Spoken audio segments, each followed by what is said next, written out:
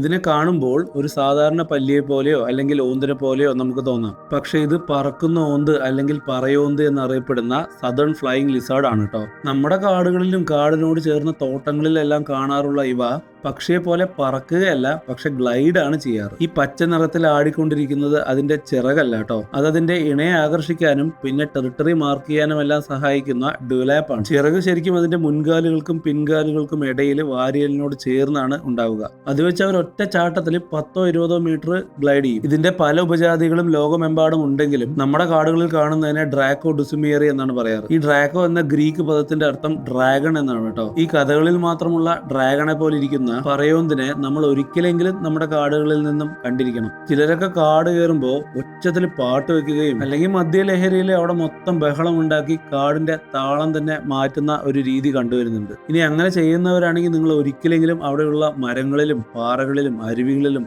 എല്ലാം ഒന്ന് ശ്രദ്ധിച്ചു നോക്കുക. ഇതേപോലെ അതിശയിപ്പിക്കുന്ന പല ജീവികളും നമ്മുടെ കാടുകളിൽ തന്നെ ഉണ്ട്. നമ്മെ വിസ്മയിപ്പിക്കുന്ന പല കാഴ്ചകളും അനുഭവങ്ങളും പ്രകൃതി തന്നെ നമുക്ക് സമ്മാനിക്കും. ഈ പറയോന്തിനെ കുറിച്ച് കൂടുതൽ അറിയാൻ താല്പര്യമുള്ളവർക്ക് ബയോയിൽ ഒരു ലിങ്ക് കൊടുത്തിട്ടുണ്ട്, അതെല്ലാവരും ഒന്ന് കണ്ടു നോക്കണേ.